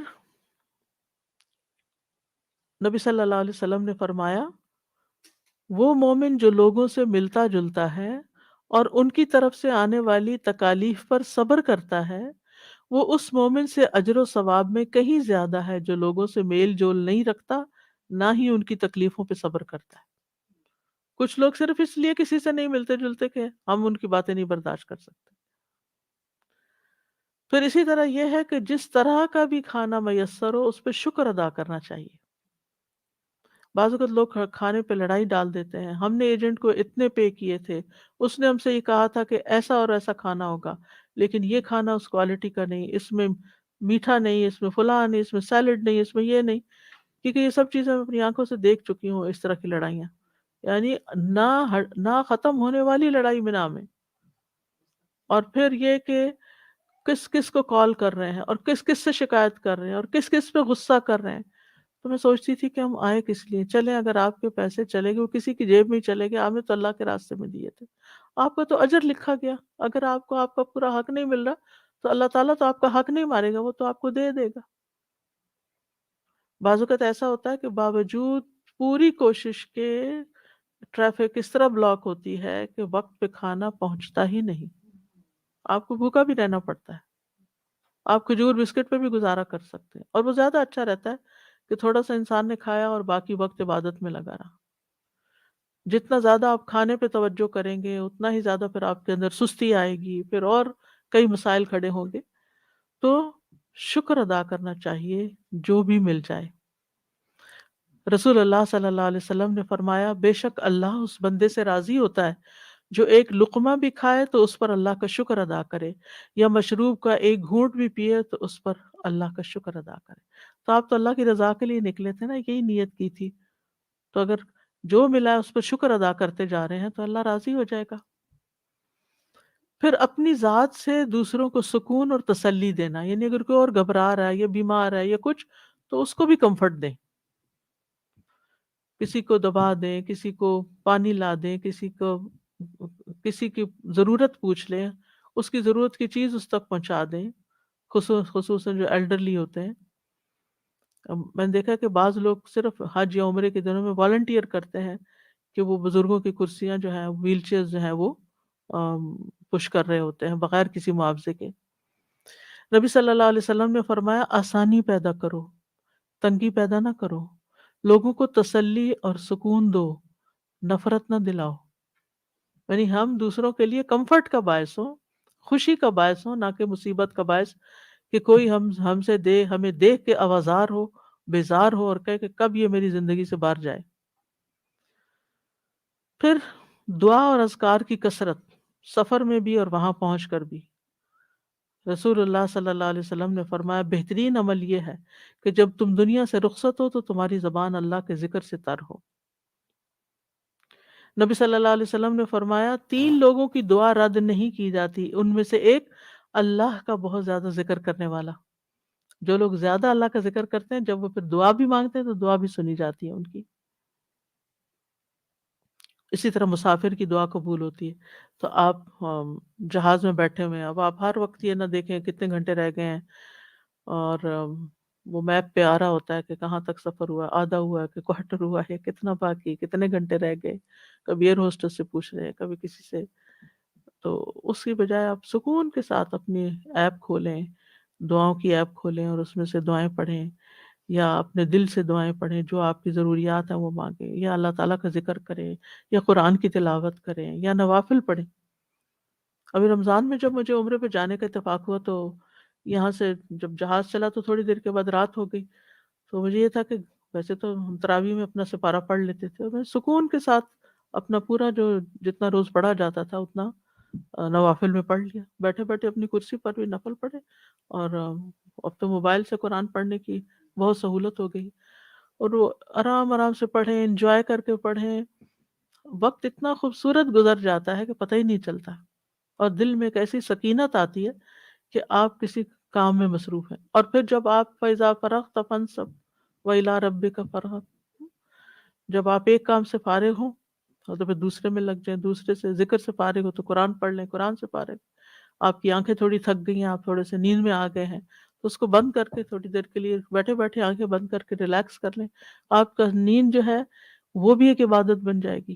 یعنی سفر کو بھی پروڈکٹیو بنائیں، یعنی صرف ایک بیزاری کے عالم میں اور تھکاوٹ اور اس میں نہیں گزاریں، بلکہ پہلے سے پلان کر کے جائیں کہ میں نے راستے میں کیا کیا کرنا ہے۔ اور اگر آپ دیکھ کے کچھ پڑھ نہیں پا رہے، یا دیکھ کے آپ دعائیں نہیں پڑھ رہے، کیونکہ میں اس لیے دیکھ کے پڑھنے کی کہہ رہی ہوں، کرنے کی کہہ رہی ہوں کہ سب یاد نہیں ہوتی زبانی، تو پھر آپ تسبیح کرتے رہیں، تسبیح کریں، درود شریف پڑھیں، استغفار پڑھیں، یا حیو یا قیوم کی تسبیح کر لیں، یا ذل جلال والاکرام جس کی کثرت کرنے کو کہا گیا ہے، پھر لا حول ولا قوت الا باللہ، لا الہ الا اللہ وحدہ لا شریک لہ، اور پھر آیت کریمہ پڑھیں، لا الہ الا انت سبحانک انی کنت من الظالمین، پھر سبحان اللہ والحمد للہ ولا الہ الا اللہ واللہ اکبر ولا حول ولا قوت الا باللہ۔ پھر تو آپ دیکھیں گے کہ ایک 100 بھی دفعہ اگر آپ پڑھنا شروع کریں گے تو آپ کا وقت گزرتے پتہ بھی نہیں چلے گا، اور جب آپ کا سفر ختم ہوگا تو تھکاوٹ کی بجائے آپ کے اوپر ایک سکینت کی کیفیت ہوگی کہ آپ کچھ کر کے اٹھیں، آپ کا وقت ضائع نہیں ہوا۔ سلف صالحین جو تھے وہ کثرت کے ساتھ اللہ کا ذکر کرتے۔ ابو حازم کہتے ہیں کہ نبی صلی اللہ علیہ وسلم کے اصحاب جب احرام پہنتے تو وہ روحا نامی جگہ تک بھی نہ پہنچتے تھے کہ ان کی آوازیں بیٹھ جاتی تھیں، اتنا زور کا تلبیہ پڑھتے رہتے تھے، پڑھ پڑھ کے گلے بیٹھ جاتے تھے۔ اور اب آپ دیکھیں گے کوئی تلبیہ ہی نہیں پڑھ رہا ہوتا۔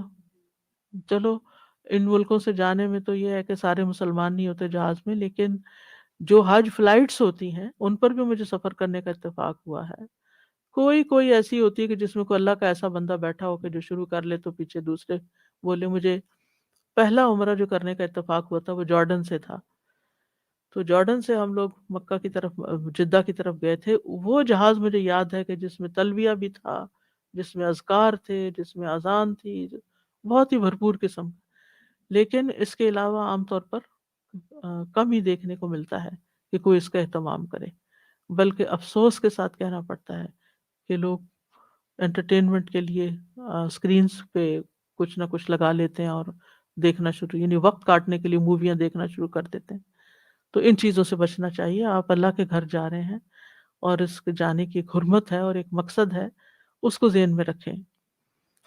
امام ابن رجب کہتے ہیں بے شک حج میں عظیم نیک اعمال میں سے ہے نماز قائم کرنا، تو جو نماز قائم کرنے کے بغیر حج کرتا ہے، خاص طور پر اگر اس کا نفلی حج ہو، تو یہ اس شخص کی طرح ہے جو ایک درہم نفع کے لیے تو کوشش کرتا ہے اور اپنے اصل سرمایہ کو ضائع کر لیتا ہے، اور وہ ہزاروں درہم ہوتے ہیں۔ جیسے رمضان میں کئی لوگ روزے رکھ لیتے ہیں اور نماز نہیں پڑھتے۔ سلف صالحین حج میں نفلی نماز کی حرص کرتے تھے، یعنی نوافل کثرت سے پڑھتے۔ نبی صلی اللہ علیہ وسلم تمام سفروں میں اپنی اونٹنی پر نفلی نماز میں ہمیشگی کرتے، یعنی سفر میں نفل پڑھتے جاتے، رخ کسی بھی طرف ہو۔ تو آپ بھی اس سنت کو اپنائیں کہ جب آپ سفر کریں تو آپ اپنی سیٹ پہ بیٹھ کے نفل پڑھتے رہیں جتنے بھی اللہ توفیق دے۔ اور وطر بھی آپ اونٹنی پر پڑھتے تھے، یعنی بیٹھ کے پڑھ سکتے ہیں وطر بھی۔ محمد بن واسع مکہ کے راستے پہ ساری رات اپنی سواری پر نماز پڑھتے تھے۔ وہ اشارے سے نماز پڑھتے اور ہدی خاں کو کہتے کہ پیچھے اونچی آواز سے ترانے پڑھو، یہاں تک کہ چھوٹے چھوٹے قافیوں کے ساتھ لوگ ترانوں کی آواز کے ساتھ مشغول ہو جائیں اور ان کو ان کے نماز پڑھنے کا پتہ نہ چلے۔ یعنی یہ آگے ہوتے تھے اور لوگ پیچھے ہوتے تھے، تو اس کو کہتے تھے پیچھے کچھ نہ کچھ پڑھتے رہو تاکہ کسی کو یہ نہ پتہ چلے کہ میں بہت نفل پڑھ رہا ہوں۔ مغیرہ بن حکیم صنعانی یمن سے پیدل چل کر حج کرنے آتے اور رات کو ان کی تلاوت کا ایک حصہ مقرر ہوتا، وہ ہر رات ایک تہائی قرآن پڑھتے، تو وہ سفر کے دوران رک جاتے اور نماز پڑھتے یہاں تک کہ اپنے 10 پارے پورے کر لیتے، پھر قافلے سے ملتے، جب بھی ملتے قافلے سے دن کے پچھلے پہر ملتے، یعنی لوگوں سے دن کے پچھلے پہر ملتے، ورنہ اپنی عبادت میں مشغول رہتے۔ اسی طرح وہاں پر آذان کا جواب دینا اور پھر اس کے بعد دعا کرنا، یہ بھی بڑی خوش قسمتی کی بات ہے کہ اتنی خوبصورت آذانیں ملتی ہیں، اور پھر ان کا اس وقت باتیں کرنے کی بجائے یا کچھ اور کرنے کی بجائے، یعنی بعض لوگ انتظار کرتے رہتے جو ہی اذان ہے واش روم میں گھس جاتے، تو واش روم میں آپ اذان کا جواب کیسے دیں گے؟ یا تو آپ وضو اس سے پہلے کر کے رکھ لیں، یا پھر یہ ہے کہ اذان کا جواب دے کے وضو کریں، لیکن اس کے بعد پھر آپ کو پہلی رکعت مشکل سے ملے گی۔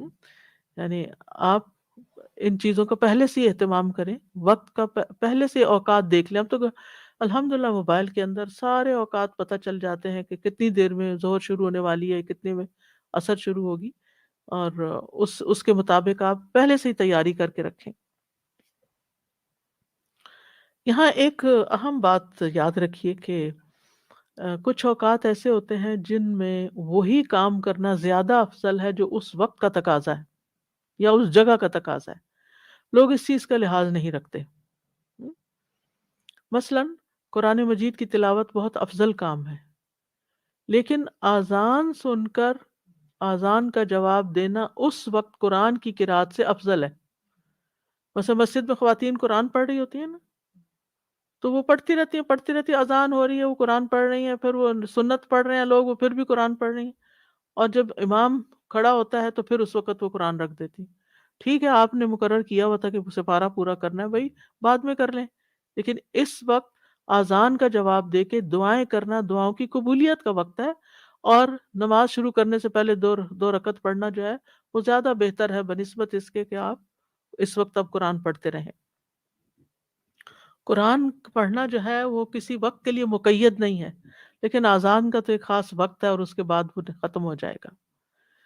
تو اللہ کی رضا کا جو بھی کام کرنا ہے آپ کو، اس کا تقاضا یہ ہے کہ اسی وقت میں کریں جب وہ مقرر کیا گیا اس کے لیے۔ ابن قیم کہتے ہیں مدارج السالکین میں کہ سب سے افضل عبادت یہ ہے کہ ہر وقت میں رب تعالیٰ کی خوشنودی پر عمل کیا جائے جو اس وقت کا تقاضا ہو اور جو اس وقت میں عمل کیا جانا چاہیے۔ وہ کہتے ہیں جہاد کے وقت سب سے افضل عمل جہاد ہے، یعنی جب امام بلائے سب کو جہاد، یعنی فرض جہاد ہے مثلا، تو سب لوگ اگر نکل رہے ہیں تو اس وقت آپ کہیں کہ میں ذرا نفل پڑھ لیتا ہوں کوئی گھر بیٹھ کے، تو نہیں، اب آپ کا نکلنا زیادہ افضل ہے، چاہے اس کے نتیجے میں آپ کو روز مرہ کے وظائف ترک کرنے پڑیں، جیسے تہجد کی نماز، دن کے روزے، ہم؟ اگر یہ چھوڑنا بھی پڑے تو چھوڑیں اور جہاد کے لیے نکلیں۔ آ، اسی طرح فرض نماز کی تکمیل جو گھر میں پوری پڑھی جاتی ہے اور سفر میں آدھی ہو جاتی ہے، اور خوف میں تو اور بھی کم ہو جاتی ہے۔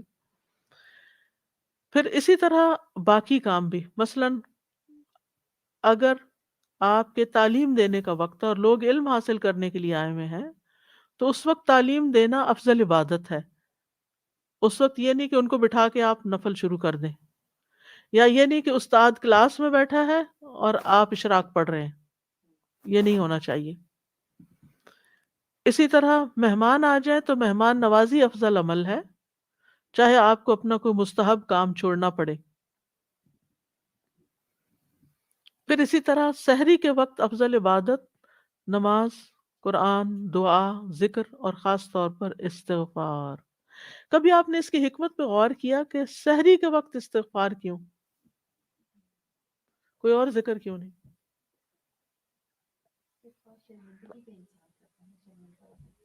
بات یہ ہے کہ جو لوگ تہجد کے لیے اٹھتے ہیں نا، شیطان ان کے پیچھے لگ جاتا ہے اور ان کو بار بار احساس دلاتا ہے تم دوسروں سے زیادہ نیک ہو، خاص طور پہ اگر گھر میں کوئی اور نہیں اٹھا ہوا نا اور آپ اٹھے ہوئے ہیں، تو آپ کو ضرور خیال آئے گا کہ میں ان سے اچھا ہوں کہ میں تہجد پڑھ رہا ہوں اور یہ ان کو تو پڑھنے کا خیال ہی نہیں ہے۔ تو اس وقت کیا کریں؟ استغفار، کیونکہ یہ ایک شیطانی خیال ہوتا ہے، انا خیر منہ۔ آپ کو نہیں پتا کہ وہ کسی اور کام میں آپ سے کتنے اچھے ہوں، یا اس وقت کی ان کی نیند اگر ضروری ہے تو انہوں نے اٹھ کے اور کون سا کام کرنا ہے۔ تو نفل پڑھنے کی اگر آپ کو اس وقت موقع ملا ہوا ہے تو بھی سب سے افضل وقت استغفار کا سحری کا وقت ہے۔ پھر اسی طرح 5 نمازوں کے وقت میں افضل ترین عبادت نماز کو کامل طریقے سے پڑھنا، اخلاص سے پڑھنا، جلدی اٹھنا، مسجد کی طرف جانا، خاص طور پہ مردوں کے لیے۔ پھر اسی طرح اگر کوئی آپ کے پاس ضرورت مند آ گیا ہے تو اس وقت افضل کام کیا ہے؟ اس کو اٹینڈ کرنا، اس کی ضرورت پوری کر دینا۔ کوئی سوال لے کر آ گیا ہے، کوئی علمی سوال لے آیا ہے کہ آپ ذرا یہ سن لیں، یا کوئی اپنا مسئلہ بیان کر رہا ہے، کرنے کے لیے آیا ہے، تو اب آپ یہ نہیں کہہ سکتے کہ میں اس وقت ذرا قرآن پڑھ لوں یا ذکر کر رہی ہوں، آپ بیٹھے ذرا میں ذکر کر لوں، نہیں، آپ پہلے اس کو اٹینڈ کریں، ذکر بعد میں کریں۔ پھر اسی طرح قرآن کی تلاوت کے وقت افضل ترین کام کون سا ہے، اور وہ وقت کون سا ہے؟ ان قرآن الفجر کان مشہودا، فجر کا وقت، صبح کا وقت۔ لیکن اگر اس وقت آپ کسی وجہ سے نہیں پڑھ سکتے، مثلا راتیں چھوٹی ہیں اور آپ کو جلدی آرام کرنا ہوتا ہے کیونکہ آپ کو کام پہ جانا ہے، تو پھر آفٹر عصر بھی آپ پڑھ سکتے ہیں۔ تو جب آپ پڑھیں تو اس وقت افضل چیز قرآن میں دل جمعی کرنا، تدبر اور فہم حاصل کرنا، یا اس کی تلاوت اچھے طریقے سے کرنا۔ عرفہ میں، عرفہ کے دن عرفات کے میدان میں سب سے افضل عمل کیا ہے؟ وقوف عرفات، ٹھیک ہے، یعنی عبادت، سب سے افضل عبادت اللہ سے عاجزی کرنا، گڑ گڑا کے دعائیں کرنا، ذکر میں محنت کرنا۔ اس دن روزہ رکھنا ہے، افضل عبادت نہیں ہے، تاکہ آپ کمزور نہ ہو جائیں، جو کام آپ نے اس دن کرنا ہے وہ پوری طرح کر سکے۔ ذوالحجہ کے 10 دنوں میں افضل ترین عبادت کون سی ہے؟ تکبیرات پڑھنا، لا الہ الا اللہ پڑھنا، حمد کے کلمات پڑھنا، اور یہ اس جہاد سے افضل ہے جو جہاد فرض عین نہ ہو۔ رمضان کے آخری عشرے کی افضل ترین عبادت کون سی ہے؟ قیام اللیل، ٹھیک ہے، من قام لیلۃ القدر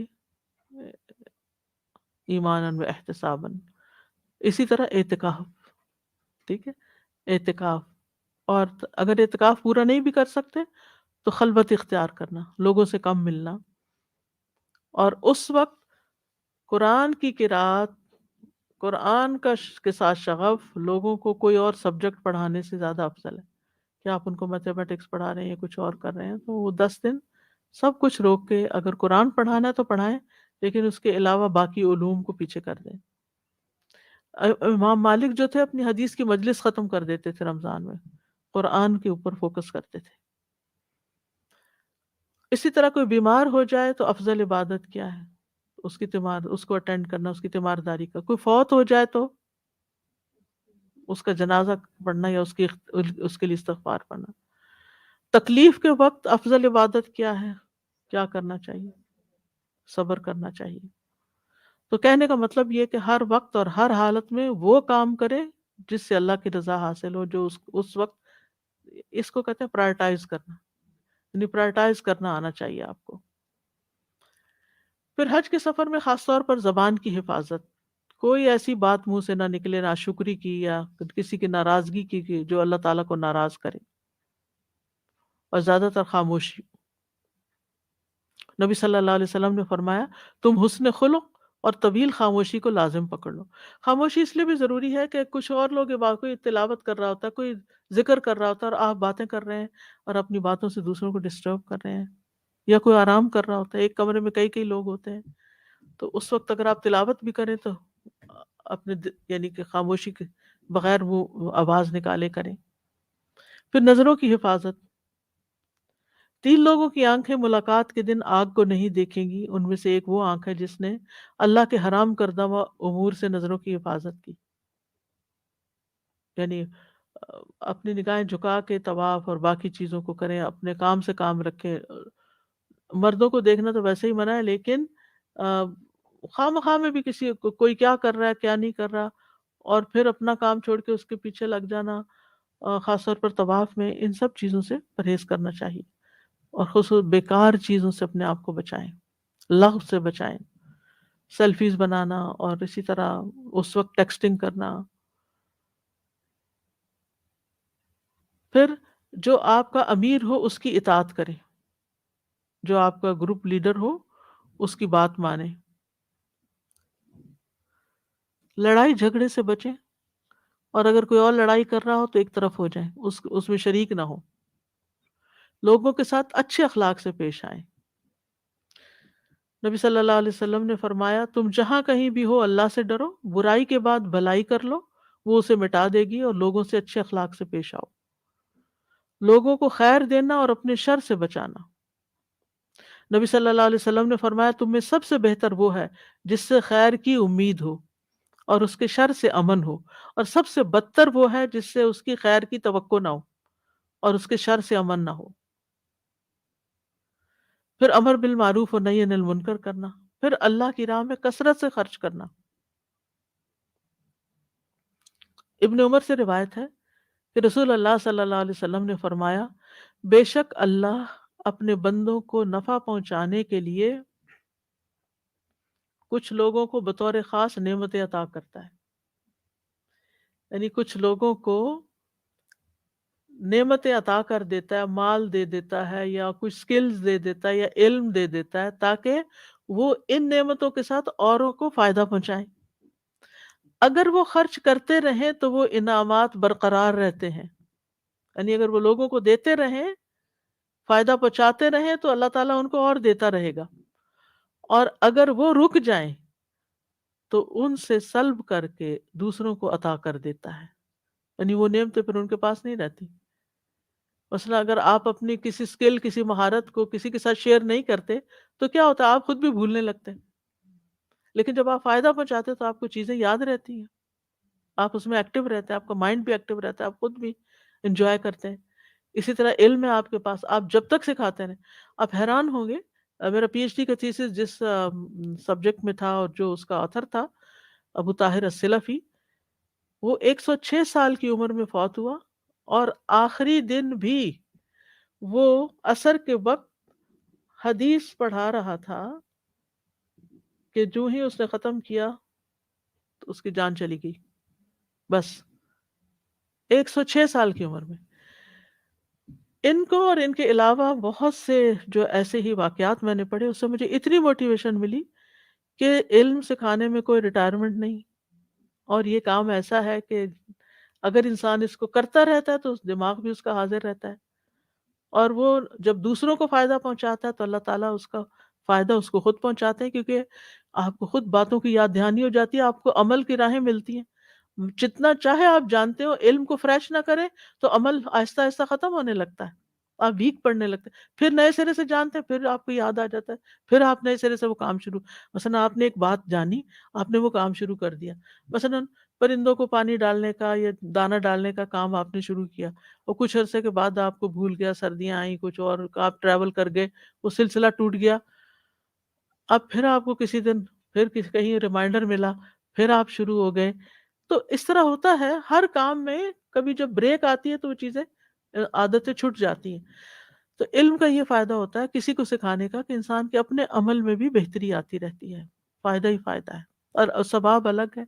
اسی طرح باقی چیزیں بھی جو بھی اللہ نے آپ کو دیا ہے، کسی بھی قسم کا کوئی ہنر، کوئی عقل کی بات، کوئی خاص پیشہ ہے آپ کا، کچھ بھی.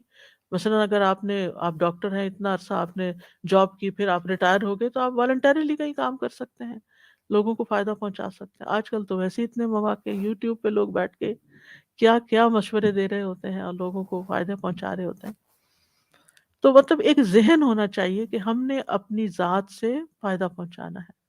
آپ مثلا جہاز میں جا رہے ہیں تو آپ عملے کو بتا سکتے ہیں کہ میں ڈاکٹر ہوں، اگر آپ کو کسی وقت ایمرجنسی، اول تو وہ اعلان بھی کر دیتے ہیں، تو فوراً یہ نہ کہیں آپ میرے ذمہ پڑ گیا یہ مریض، میں نہیں، میں کوئی اور اٹھ جائے.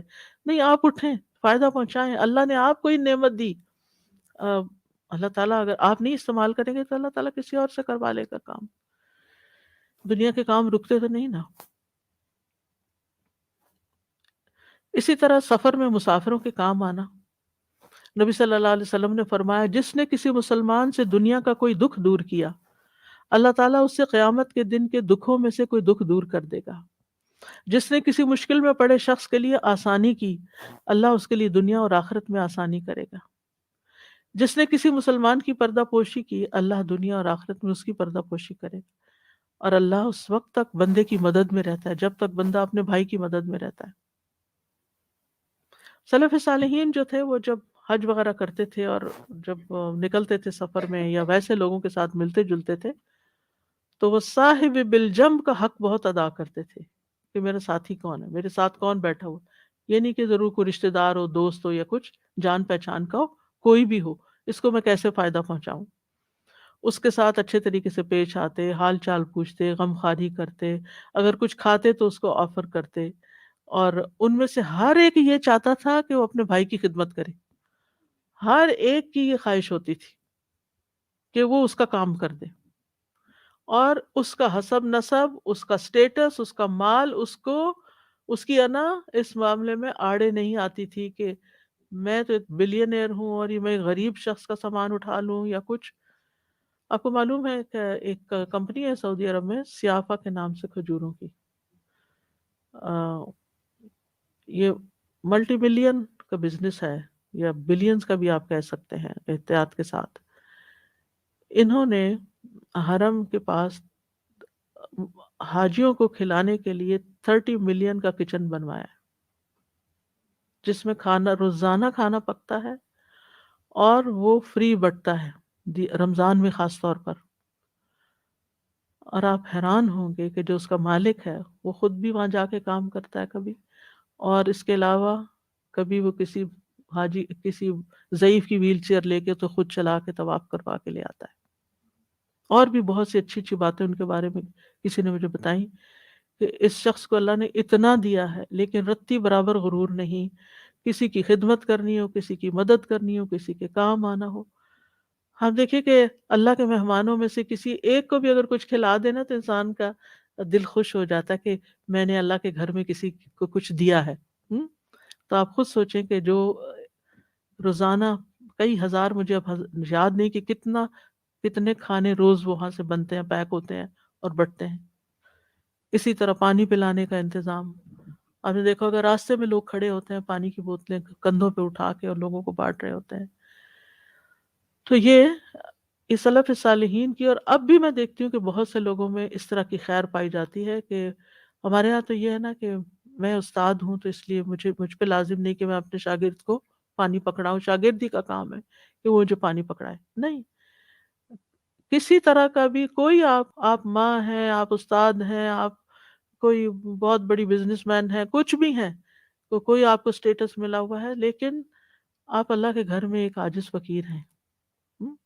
اور وہاں پر کسی کی بھی خدمت کرنی، کسی کے بھی کام آنا ہو، کسی کو بھی کچھ دینا ہو، کوئی چیز آڑے نہیں آنی چاہیے، کوئی ایگو نہیں ہونی چاہیے، کوئی اپنی سیلف اسٹیم کا وہ جو ہوتا ہے ایک بھوت سوار کے ہم بڑی چیز ہیں، وہ نہیں ہونا چاہیے۔ امام مجاہد بن جبر کہتے ہیں، میں ابن عمر صحابی ہیں اور مجاہد تابعی ہیں، میں ابن عمر کے ساتھ سفر میں تھا، یعنی حج کے سفر میں۔ ابن عمر میری خدمت کرتے تھے، وہ کہتے تھے اللہ ان پر رحم کرے، وہ اپنے مال اپنے ساتھیوں پہ خرچ کرتے اور ان سے پہنچنے والی تکلیفوں پہ صبر کرتے۔ اسی طرح ایک اور روایت میں آتا ہے، بہیم الاجلی ایسے بندے کے ساتھ حج کے سفر میں گئے جو تاجر اور مالدار تھا۔ جب سفر کے لیے نکلنے کا دن آیا تو بہیم رونے لگے، یہاں تک کہ ان کے آنسو ان کے سینے پہ ٹپکنے لگے۔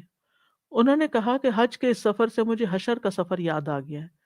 پھر رونے میں ان کی آواز اونچی ہو گئی تو اس تاجر ساتھی نے یہ ناپسند کیا اور وہ ڈرا کہ کہیں ان کے رونے سے سفر بدمزہ نہ ہو جائے۔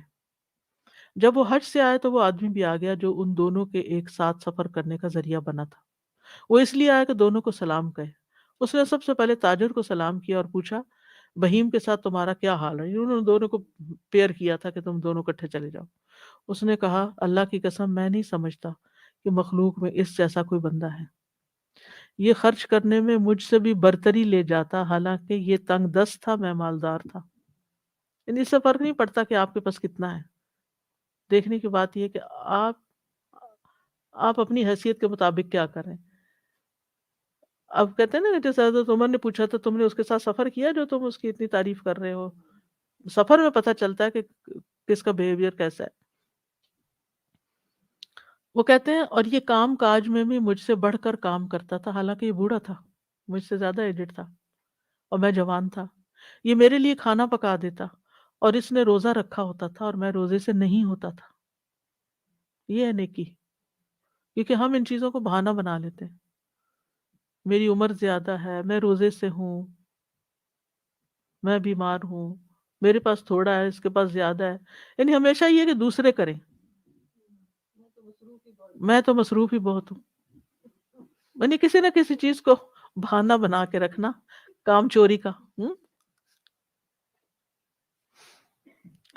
پھر وہ اس کے پاس، وہ جو تھرڈ پرسن تھا، وہ اس کے پاس سے نکل کر بہیم کے پاس گیا اور اس کو سلام کیا۔ اس نے کہا آپ نے اپنے ساتھی کو کیسا پایا؟ انہوں نے کہا بہت اچھا ساتھی تھا، اللہ کا بہت زیادہ ذکر کرتا تھا، قرآن کی بہت تلاوت کرتا تھا، بہت جلدی روتا اور ساتھی کی غلطیوں کو برداشت کرتا، تو اللہ آپ کو میری طرف سے بہترین بدلہ دے کہ آپ نے مجھے اس کے ساتھ بھیجا۔ کیا حسن زن ہے! ہمارے جیسا کوئی ہوتا تو یہ تو بس ہر وقت قرآن ہی پڑھ رہا تھا، اس کو کسی کی خبر نہیں تھی۔ اکثر سلف صالحین جب سفر میں جاتے تو اپنے ساتھیوں کے ساتھ شرط باندھ لیتے کہ میں اس شرط پہ جاؤں گا جب مجھے کام کرنے دیا جائے گا۔ وہ اس چیز کو اجر اور غنیمت کا سبب سمجھتے تھے۔ اس میں عامر بن عبد قیس اور عمر بن عتبہ بن فرقد ہیں، حالانکہ وہ دونوں عبادت میں بھی بہت محنت کرتے تھے لیکن ساتھ خدمت میں بھی آگے تھے۔ عبداللہ بن مبارک سفر میں اپنے ساتھیوں کو بہت مزے کا کھانا کھلاتے اور خود روزہ رکھتے تھے۔ جب وہ اپنے شہر مرو سے حج کرنے جاتے تو اپنے ساتھیوں کو جمع کرتے اور کہتے آپ میں سے کون حج کرنا چاہتا ہے؟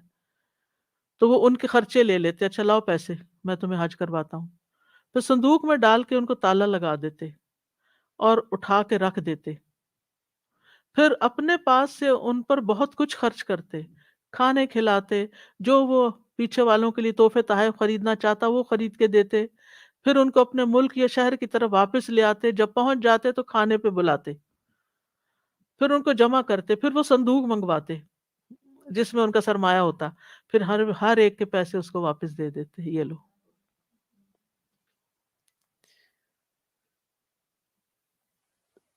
اسی طرح نبی صلی اللہ علیہ وسلم کے بارے میں آتا ہے کہ ان کے ایک ساتھی مجلس میں حاضر نہیں ہو رہے تھے، لوگوں نے بتایا کہ وہ بیمار ہیں، تو آپ خود چل کر ان کے پاس چلے گئے ان کا حال پوچھنے کے لیے۔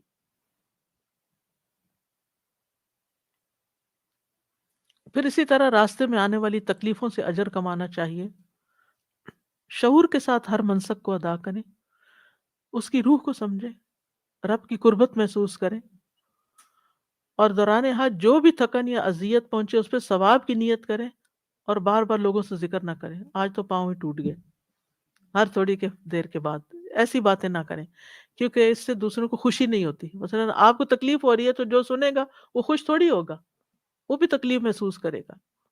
کوئی پوچھے کیا حالت ہے، الحمدللہ بہت اچھا ہے۔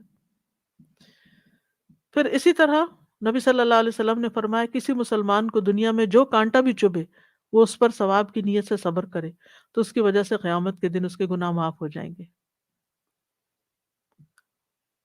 پھر اسی طرح اگر دو لوگ جھگڑ رہے ہوں یا دو لوگ کچھ ناراض ہوں ایک دوسرے، ان کو بھی صلح کروا دیں۔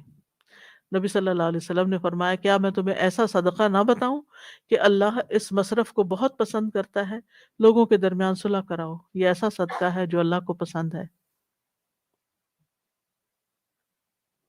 خواتین کو خاص طور پر سفر میں ایک اور چیز کا لحاظ رکھنا چاہیے، اور وہ یہ کہ خوشبو نہ لگائیں، کسی بھی قسم کی خوشبو نہ لگائیں۔ تھوڑے پسینے کی اسمیل آ رہی ہے برداشت کر لیں، نہ پاؤڈر لگائیں، نہ عطر لگائیں، نہ ڈیوڈرنٹ لگائیں، نہ کچھ اور لگائیں۔ پھر اسی طرح اگر بیماری کی وجہ سے عمرہ نہ کرنے کی کوئی کا شک ہو تو مشروط احرام باندھیں۔ مثلا آپ کو پتہ ہے کہ آپ کے پیریڈز ختم ہی نہیں ہوں گے اور آپ عمرہ نہیں کر سکیں گے تمتع والا، اور سیدھا عرفات جانا پڑے گا، تو پھر اس احرام کو کھولنے کی کر لیں۔ پھر اسی طرح خاص طور پر زبان کی حفاظت، اور پھر مردوں کے اندر اختلاط سے بچیں، یعنی ان کی طرف سے یہ نہیں کہ آپ اس شوق میں کہ میں کعبے کے قریب نماز پڑھوں اور عین مردوں کی صف میں کھڑی ہو جائیں، تو اس میں کوئی نیکی نہیں ہے، کیونکہ بعض خواتین آخری وقت تک کہنے کے باوجود وہاں سے نہیں نکلتی مطاف سے، اور پھر ٹریپ ہو جاتی ہیں، ادھر بھی مرد ہیں ادھر بھی مرد ہیں، اور ان سے آپ ٹکرا رہے ہیں اور آپ نماز پڑھ رہے ہیں، تو یہ کس قسم کی عبادت ہے؟ پھر اسی طرح طواف کے دوران دھکم پیل سے بچنا ہے، آواز دھیمی رکھنی ہے، بغیر علم کے فتوے دینے سے بچنا ہے، جس بات کا علم نہ ہو علم والوں سے پوچھیں، بے مقصد گفتگو سے بچیں، بے مقصد گفتگو یہ بہت ضروری ہے، کیونکہ کچھ لوگ فضول کی باتیں کرتے رہتے ہیں، بیکار کی باتیں، لطیفے، ہنسی مذاق، ادھر ادھر کی باتیں، سکینت اور وقار رکھیں۔ پھر یہ کہ سفر کی دعائیں یاد کر لیں، جب گھر سے نکلیں تو دعا پڑھ کے نکلیں۔ نبی صلی اللہ علیہ وسلم نے فرمایا جب بھی کوئی شخص اپنے گھر سے نکلتا ہے تو اس کے دروازے پر 2 جھنڈے ہوتے ہیں، ایک جھنڈا فرشتے کے ہاتھ میں ہوتا ہے، دوسرا شیطان کے ہاتھ میں۔ اگر وہ اللہ کی رضا والے عمل کے لیے نکلتا ہے تو فرشتہ اپنا جھنڈا لے کر اس کے پیچھے پیچھے روانہ ہو جاتا ہے، اور وہ اپنے گھر لوٹنے تک فرشتے کے جھنڈے تلے ہوتا ہے۔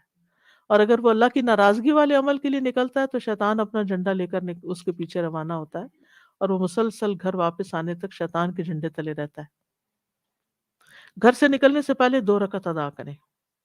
نبی صلی اللہ علیہ وسلم نے فرمایا جب تم اپنے گھر سے نکلنے لگو تو 2 رکعت نماز ادا کر لیا کرو، کیونکہ یہ تمہیں برا نکلنے سے روک لیں گی، اور جب تم گھر میں داخل ہو تو 2 رکعتیں پڑھ لو، یہ برائی کے داخل ہونے سے تمہیں روک لیں گی۔ یعنی سفر سے واپس آئیں تو پہلے نفل پڑھ لیں۔ جی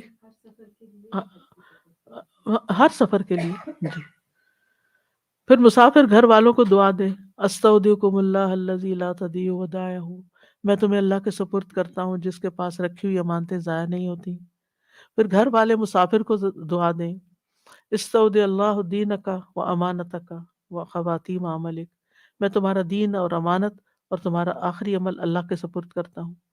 زودک اللہ التقوی وغفر ذنبک ویسر لک الخیر حیث ما کنت، اللہ تمہیں تقوی کا زیادہ راہ دے، تمہارے گناہ بخش دے، اور تمہارے لیے خیر کا حصول آسان کر دے جہاں کہیں بھی تم ہو۔ پھر پاؤں سواری پہ رکھتے ہوئے 3 دفعہ بسم اللہ پڑھیں، سواری پہ بیٹھ کے الحمدللہ پڑھیں، پھر سبحان الذی سخر لنا ھذا وما كنا له مقرنین وإنا إلی ربنا لمنقلبون۔ پھر 3 مرتبہ الحمدللہ، 3 مرتبہ اللہ اکبر پڑھیں، پھر سبحانک انی قد ظلمت نفسی فاغفر لی فإنہ لا یغفر الذنوب الا انت، پھر اللہم انا نسألک فی سفرنا ھذا البر والتقوی ومن العمل ما ترضى اللہم هون علینا سفرنا ھذا واطوِ عنا بعدہ اللہم انت الصاحب فی السفر والخلیفۃ فی الاہل اللہم انی اعوذ بک من وعثاء السفر وکآبۃ المنظر وسوء المنقلب فی المال والاہل، اور ایک میں ولد کا لفظ بھی آتا ہے۔ اے اللہ، بے شک ہم آپ سے سوال کرتے ہیں سفر میں بھلائی اور تقوی کا۔ اے اللہ ہمارے لیے سفر کو آسان بنا دے، اس کے فاصلوں کو کم کر دے۔ اے اللہ اس سفر میں آپ ہی ہمارے ساتھی ہیں اور ہمارے گھر والوں کے محافظ ہیں۔ اے اللہ بے شک میں اس سفر کی تکلیف، پریشان کن منظر اور اپنے مال اور اہل خانہ کی طرف برائی کے ساتھ لوٹنے سے آپ کی پناہ چاہتا ہوں۔ تو بہرحال پھر دوران سفر جہاز اوپر کو جا رہا تو اللہ اکبر، لینڈ کر رہا ہو تو سبحان اللہ، کسی جگہ رکے ہیں تو ربی انزلنی منزلا مبارکا وانت خیر المنزلین، اے میرے رب مجھے برکت والی جگہ اتار، اور آپ بہترین اتارنے والے ہیں۔ پھر اسی طرح ربی ادخلنی مدخل صدق واخرجنی مخرج صدق واجعل لی من لدنک سلطانا نصیرا، اے میرے رب مجھے سچائی کے مقام پہ داخل کر، سچائی کے مقام سے نکال، اور میرے لیے اپنے پاس سے مددگار قوت مہیا کر۔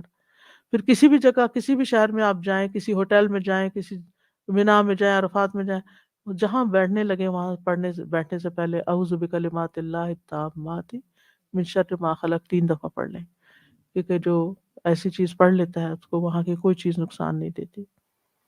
میں اللہ کے مکمل کلمات کے ساتھ جو اس نے پیدا کیا اس کے شر سے پناہ مانگتا ہوں۔ پھر کسی شہر میں داخل ہوتے وقت اللہم رب السماوات السبع وما اضلت ورب الارضین السبع وما اقلت ورب الریاح وما اذرت ورب الشیاطین وما اضلت انی اسألک خیرہا وخیر ما فیہا واعوذ بک من شرہا وشر ما فیہا۔ اے اللہ 7 آسمانوں کے رب اور ان چیزوں کے جن پر آسمانوں نے سایہ کیا ہوا ہے، اور 7 زمینوں کے رب اور ان چیزوں کے جن کو ان زمینوں نے اٹھایا ہوا ہے، اور ہواؤں کے رب اور ان چیزوں کے جن کو یہ ہوائیں اڑائے پھرتی ہیں، شیطانوں کے رب اور ان مخلوقات کے جن کو ان شیطانوں نے گمراہ کیا، میں تجھ سے اس بستی کی خیر اور جو کچھ اس میں ہے اس کی خیر کا سوال کرتا ہوں، اور اس بستی کے شر سے اور جو کچھ اس میں ہے اس کے شر سے تیری پناہ چاہتا ہوں۔ جاتے ہوئے پڑھ لیں، واپس گھر آ کے بھی اپنے شہر میں داخل ہو کے بھی پڑھ لیں، تو انشاءاللہ اللہ تعالیٰ آپ نے حفاظت میں رکھے گا۔ آج کے لیے اتنا ہی کافی ہے، انشاءاللہ تعالیٰ اب سفر کے لیے تو روانہ ہو گئے ہیں، پھر آگے دیکھتے ہیں کیا ہوتا ہے۔ سبحانک اللہم وبحمدک اشہد ان لا الہ الا انت استغفرک واتوب الیک۔ السلام علیکم ورحمۃ اللہ وبرکاتہ۔ آپ میں سے کوئی کچھ کہنا چاہے تو موسٹ ویلکم۔ وہ جو کل کسی نے سوال کیا تھا نا کہ اگر کوئی کسی کو حج کرا دیتا ہے اور پھر اس کے بعد وہ خود صاحب استطاعت ہو جاتا ہے تو کیا اس کا حج ہو جائے گا؟ فرض جی ہاں، فریضہ ادا ہو جائے گا، یعنی اگر وہ چاہے تو نفلی حج دوبارہ کر لے، ورنہ اس کا وہ حج جو ہے ادا ہو چکا ہے، دوبارہ سے کرنے کی ضرورت نہیں۔ جی اساتذہ جی، کوشچن ایک تو یہ تھا کہ یہ جو ہم تھا نا کہ جب وہ جاتے ہیں تو علامت پہن لیتے تھے اور پھر مکہ کے بعد آپ نے کہا کہ وہ ریموو کرتے تھے to be on the safe side, تو اس میں بھی ریسنٹلی جیسے ہوا نا کہ طواف، ابھی انہوں نے کہا کہ جو لوگ جو احرام میں وہی صرف طواف کر سکتے ہیں، تو جو دوسرے ڈریسز میں جا رہے تھے انہوں نے کہا کہ نہیں، میرے خیال میں اسپیس کی جو وٹ ایور ریزن میں بھی، تو کچھ لوگوں نے یہ کیا کہ وہ جیسے نفلی طواف ویسے ہی کر رہے ہوتے ہیں نا، تو اس میں انہوں نے کیا کہ احرام باندھ دیا، تو ایسا ہم کر سکتے ہیں کیا کیا آخر میں؟ احرام ویسے ہی باندھ پورا نہیں کرنا، لیکن صرف مطاف میں کے لیے آج کل بھی آپ اگر دیکھیں نا تو چونکہ صرف عمرے والوں کو اندر جاتے تو لگتا ہے کہ کوئی اور بندہ تو ہے ہی نہیں، جی سبھی نے وہی پہنا ہوا ہے۔ جی، تو وہ ایسا کر سکتے ہیں پھر اپنے دل سے پوچھ۔ جی تو